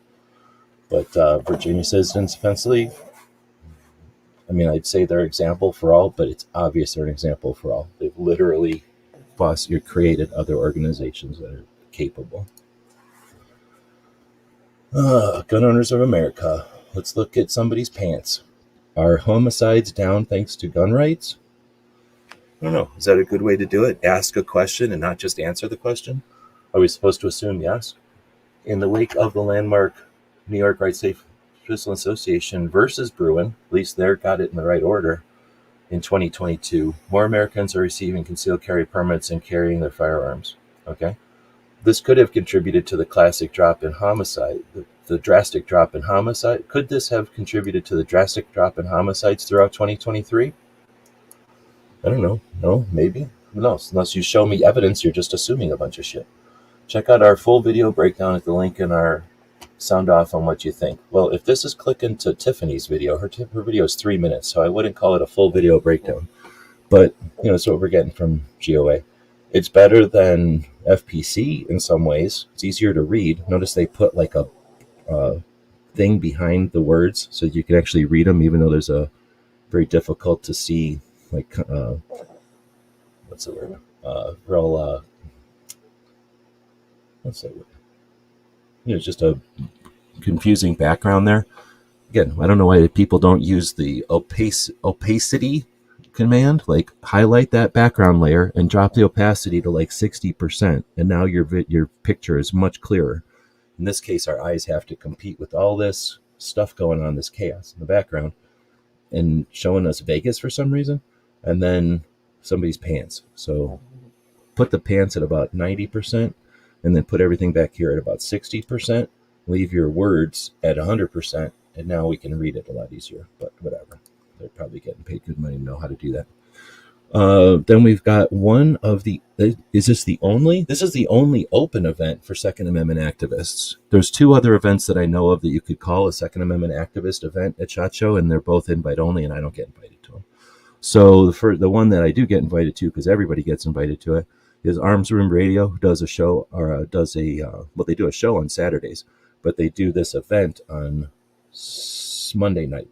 So this is the night before the show.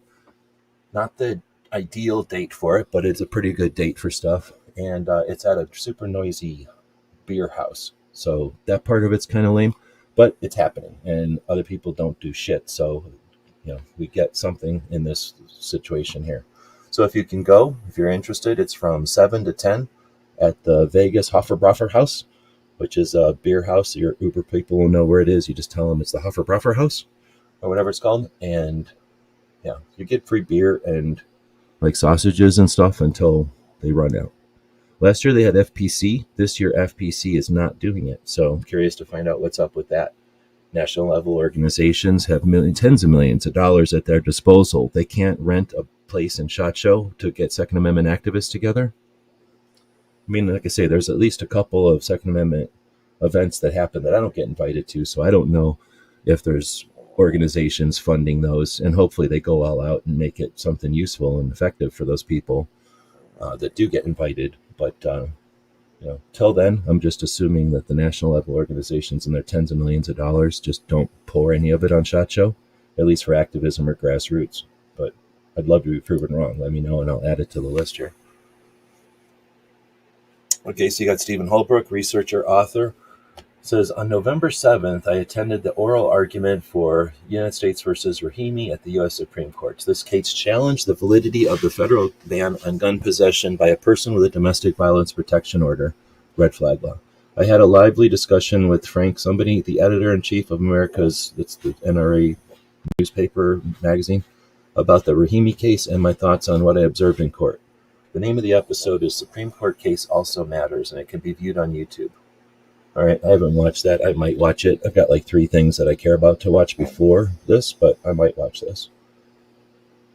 I don't know. How interested are you in the Rahimi case? It's a messy one, but it's interesting. We should win it. Or I should say we need to win it. We'd be better off if we win it for sure. I don't know if you noticed what happened there, or if you've ever needed to thread a needle, or more importantly, thread a needle one-handed. But you can imagine the circumstances which you might need to thread a needle one-handed. And in this case, you just take a piece of thread or surgical cord or whatever you're going to use and lay it on your, whatever that is, your thumb muscle, and then put the eye of the needle over it and wiggle back and forth. And it looks like the interaction between your skin and the thread and the way that needle's doing its thing, it just kind of pops up in there. That's interesting. I've never even seen that before, so I've seen a lot of sewing stuff. Never seen that. Pretty neat. Hopefully that helps you. Hopefully you never have a situation where you need to thread a needle with one hand, but if you ever do. And why don't we end it, or getting close to ending it here, with a puppy. So it says, me not getting to go testify on 3 Pro 2A bills because of the weather doesn't seem to be bothering bothering her at all. Meanwhile, I'm over here trying not to pout. So, unapologetically armed. I don't know if she's out there today. Looks like she couldn't get to go do some testifying, unfortunately, because of Missouri wasn't working with her as far as the weather. She doesn't have I think she said she has an 8-hour drive to get there each way. So, yeah, I wouldn't want to wish that on somebody having to drive through bad weather for that long to go do something like this. Should there have been a private plane arranged so that she could get there? Yeah, what the hell? I'm going to go ahead and say, yeah. There's tens of millions of dollars floating around in each of the national level organizations. You can't get the people who are willing to testify on 3 different bills. Yeah, maybe I'm wrong. Maybe resources are better spent on mugs or something. So another weather, is the weather going to cancel the Second Amendment? Weather, or meeting canceled due to weather. The Connecticut Citizens Defense League January 9th meeting was canceled, and they just said see you in February. So they just straight up didn't even have a meeting all month. I don't know what to think of that. I feel like they should have a meeting. So we're going to... One second, my other phone's ringing. We're going to listen to this. Probably going to get copyrighted, but Dragon Man is pretty fun. And him and his daughter had a pretty good little thing here. I want to play. Hello, Dragon. Oh, yeah, no, I'm going to get you that tracking number here very quickly. One second, my other phone's ringing. Hello, Dragon, can you hold, please? I know you're busy back here, but would you want to maybe help me up front from time to time? Okay. Well, if I'm helping you up front, who's going to do all the stuff in the back? I could probably help you out with some stuff back here if you want to help me with some stuff up front. Yeah. Well, the stuff up front's a piece of cake. Okay. You know? Okay, let's try Okay. it. Okay. So let's try to rebuild connecting rods. How you doing with the rebuilt rods? They coming out good? Is this how it's supposed to be? What the hell did you do here? What am I going to tell the guy? Oh, you're supposed to push the racers out. Oh, man. You know, you're going to put me out of business. Touch here. Enter your 6 code numbers. Hey Mel. Yeah, I don't know anything about this. Hey Mel. Yeah. So we need to order some more ammo. We're out of 5.56, 9mm, 357, Okay. and we need some 30-06 as well. Okay, I don't know where she orders this stuff from, and I don't know where she gets the ammunition. So I really don't know that much about this business because I'm always working in the back on motorcycle parts. All right, can you at least order some accessories? We have some customers asking for some accessories. Okay, well, I really don't know what to do. So I'll just, you know how to lock up, right? Yes, sir. I'll see you tomorrow. I got a headache. We're going to make this right, and I'm going to weld this back together.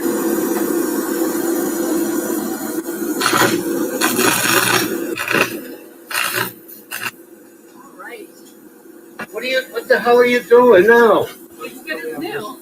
Oh, man, we can't do that. I'm going to have to buy the guy a brand new one. It's going to work. It's going to work. Yeah. Maybe in your motor. See what happens? All those years in college, didn't learn the stuff that you really need to make a living with. I could do this. Piece of cake. Melissa doesn't know how easy she's got it here. Let's see. What? 1,300 emails? How do I answer an email? What's an email? Yep. Hello, Dragon. ATF. You're coming to audit me? In 20 minutes? Oh, my God. Okay. Right. You want to see all the books? Going back to... Wow. I don't know if we have books going back that far. The record book. Where's the record book? It's got to be in here somewhere. Elon's ATF record book. Oh, boy. What am I going to do? I got an idea. If I don't have the book, they can't check it. Oh, man, I'll tell you. Put that in there. See what happens. What do you guys want? What's going on? My guns have come, and I got a lot of problems. And Ed, you could use the range, and don't worry about the money. I don't need your money. Thank you. Okay, right now I got enough problems. Good luck. Okay, goodbye. Yeah, I told you to be nice to the customers. What's going on? I had ATF is coming. They're coming to check the record book from last year. Look, I got rid of the record book. It's burning in the stove. You did what? There it is. It's going up. I hope they're coming like 9 more minutes. Oh, man, I got to get an aspirin.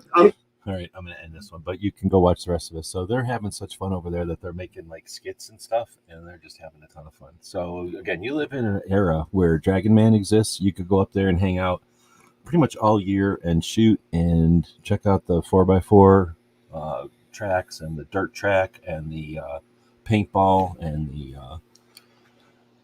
what was the other thing besides paintball? Something else besides paintball and the dirt bike track. Did I ever say that one? And then, of course, the gun shop. But then during the summer, you got the museum as well. And obviously during the winter, they've got more time to play around. So now they've been playing around and sharing that stuff on the Instagram or on the socials.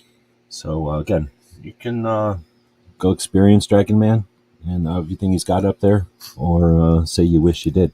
But we live in the Dragon Man era. We can all say that. So Sheriff Lamb is a pretty cool dude who's a sheriff here in Arizona, and except for the fact that he folds up an American flag incorrectly, puts it over his shoulder incorrectly, and uses it like this. Otherwise, I like the guy, and he does a pretty good job of doing the job what you'd want a sheriff to do. He's had some incredible, difficult situations, and he's still willing to work for others. And now he's taken that role to another level. He's running for Senate.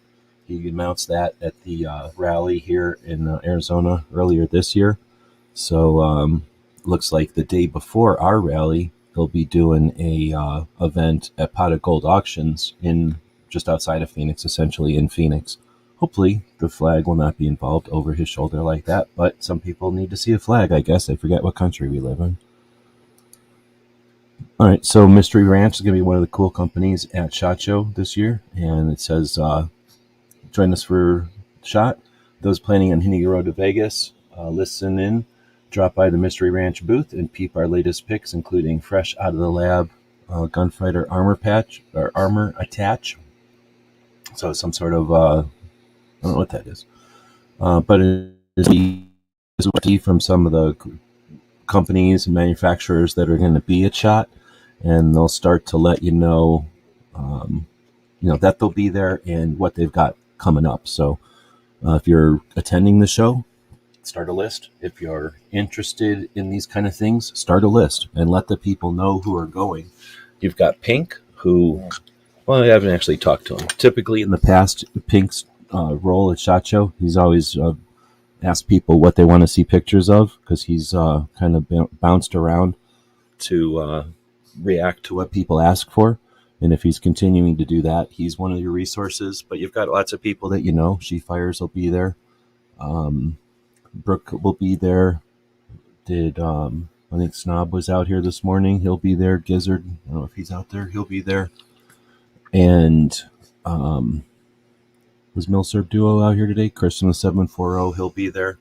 So that lots of people that'll be there. So if you find something that's interesting, let people know. They're not obligated. They're not going to run all over SHOT just to find the thing for you. But if they're walking right past it and you told them that you're interested in this thing and they've got 5-10 minutes before they need to be somewhere, you might just get that video or that interview of something that isn't on everybody's radar. So you can participate, you can be involved, you can participate in SHOT even if you're not going to be there.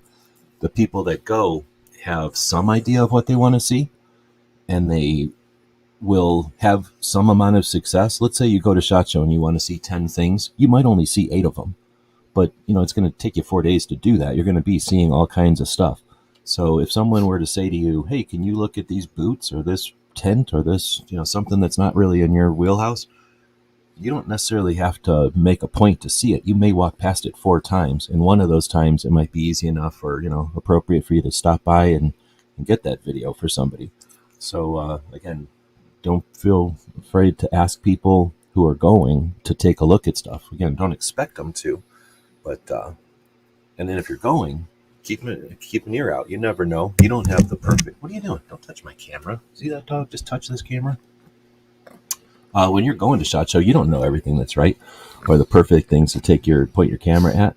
So listen to people who are asking questions and, to your abilities, keep track of what people are asking for and attempt to grab some of those things. You may find relationships, you may find products, you may find opportunities that you never anticipated. So it says, all right, hold on, I got to put this dog down. You are definitely being bad. Distracting the whole show. You're supposed to be a good dog. You're a bad dog. That means we can turn off that camera. He's coming right back up here. You just wanted to go down. He's bad dog. There's Gizzard. Welcome. So it says T-minus 14 days. So that's how much time we got left. This is 19 hours ago. T-minus 14 days until SHOT Show opens. Only 6 days until we start moving into the Venetian Expo. We know many exhibitors have freight already on the way to Vegas. So today we'll be providing some last-minute reminders and tips. Hold on a second. What are you doing? What are you doing? What are you doing? What is this? You're disrupting this show. How long has this show been on? 1 hour? There's no excuse for this. This is a 1 hour show. 46 minutes. And you're being this bad in it? I'm going to whoop it. Hold on. Are you happy now? Are you happy that you disrupted the whole show? Bad co-host. All right, he's up again.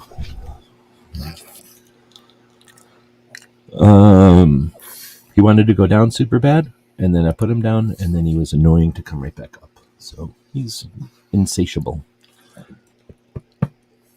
Lead retrieval. Activated if you have it. Purchase now if you haven't. What does that mean? Lead retrieval. Oh, maybe lead retrieval? I don't know what that means. Register your staff and have them confirm their email address. Okay. Be on the lookout for important email for you and your entire team next week. Locations for badge pickup in Vegas.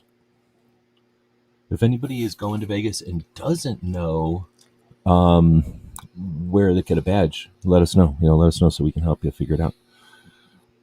Shuttles available between Caesars and Venetian. What is this? Keep an eye out for booth renewal notification. Taking advantage of the free POV freight assistance program. I don't know what this is. All a bunch of stuff for people putting up their booths, but I don't know what those are supposed to be. I guess those are just topics that they have made that they've made FAQs about. All right, so then this is Tony replying to Governor Murphy. Crime is down. 50,000 new concealed carry licenses issued. Your anti-gun allies warned blood would flow in the streets. Their sources. Trust us, bro. Your anti-gun, freedom-hating, fear-mongering hyperbole is a lie. No wonder Americans hold politicians in such low regard. I think Tony does some great summaries of his posts, and then we'll read his full post here in a second. But that's his tweet.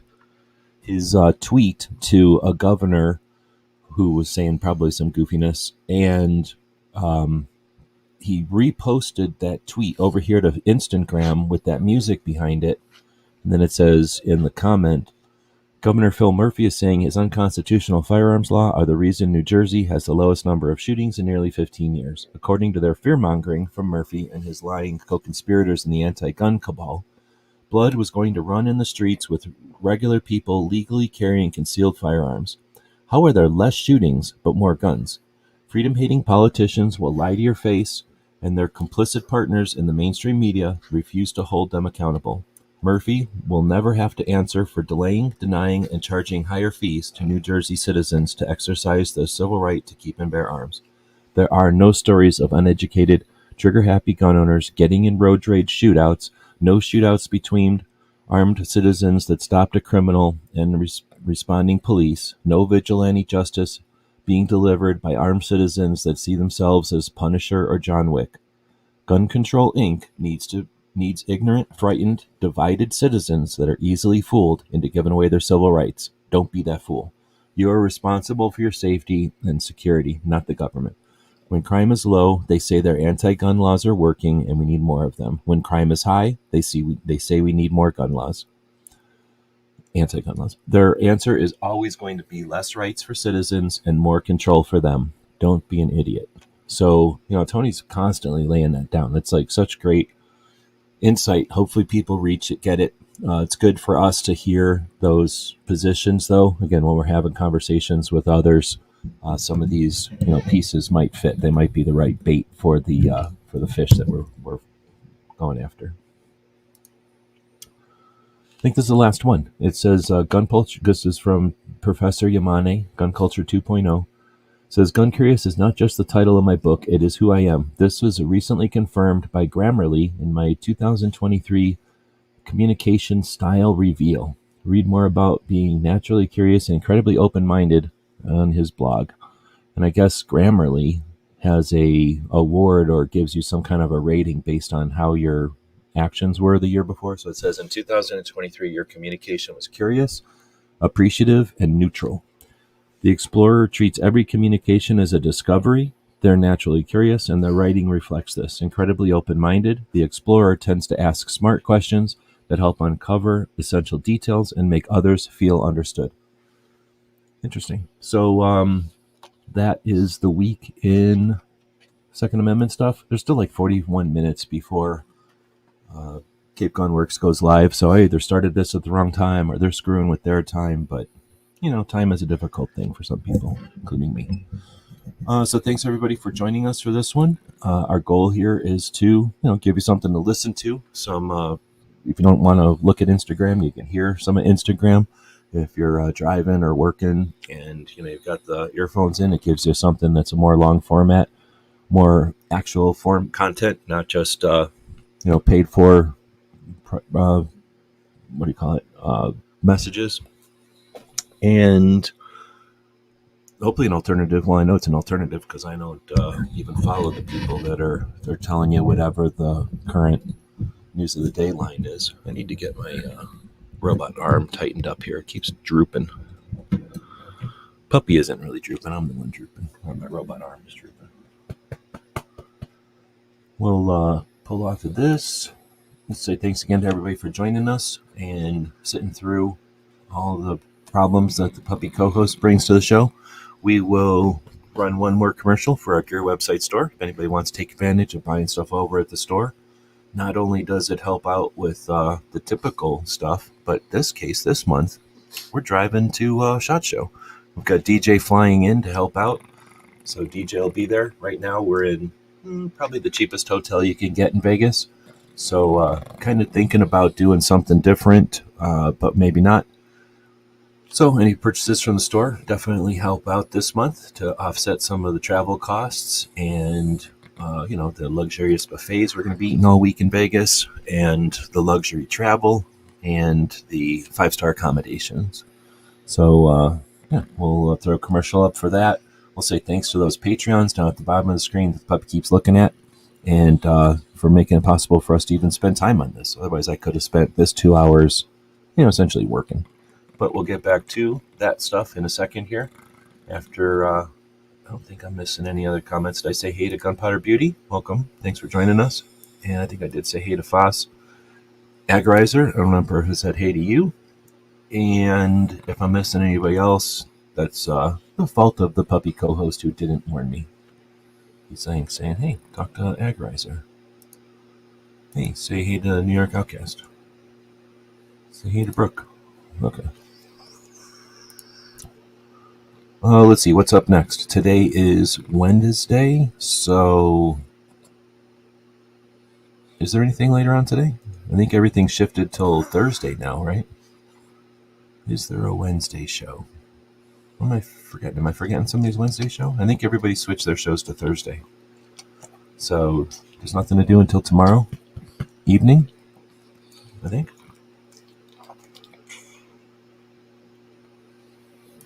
Yep. All right, well, I guess even though there's no reason for it, even though it's completely unwarranted, even though this dog probably doesn't want to have to do it, we're going to make him eat another biscuit right before the end of the show.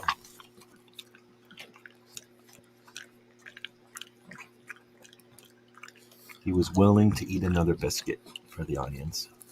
You're welcome. GearWebsites.com is your source for firearms-based playing cards and books. We also have mugs, shirts, and posters with designs that we've made live. Of course, we have patches. Every Friday is Free Patch Friday. We appreciate your support. Thank you for shopping at GearWebsites.com.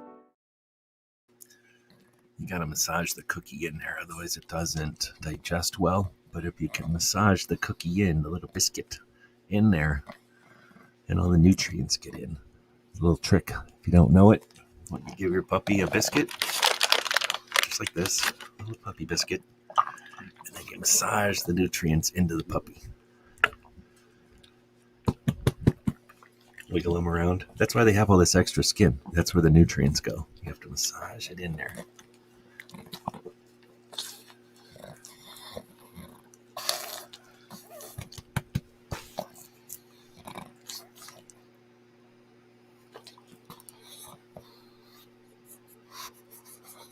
Yep, Toby's show is starting in 36 minutes. That's why I'm farting around. We got all the time in the world. So I'll throw a link up here on the side. Rapid Fire episode 158. Boom. There's a link. And one more puppy rub. Oh my goodness. Look at this dog. Look at the way this dog is. Would you look at the way that this dog is? Oh my goodness.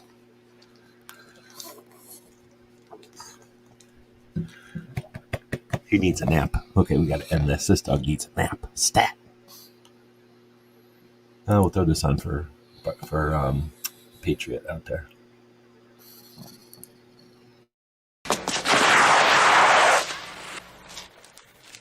Shit.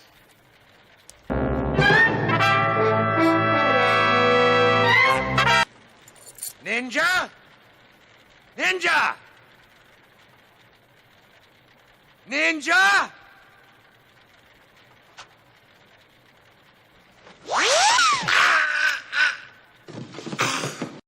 It's 11:59 at Radio Free America, and this is Uncle Sam with music and the truth until dawn. Right now, I got a few words for some of our brothers and sisters in the occupied zone. The chair is against the wall. The chair is against the wall. John has a long mustache. John has a long mustache. It's 12 o'clock, Americans, another day closer to victory. And for all of you out there on or behind the lines, this is your song. For all of you out there on or behind the line. Just double checking that I did link. Oh, I didn't. Thank you. I forgot to link to his show. Now it's linked. And now when we end this one, you'll be recommended to go over to that one. Puppy.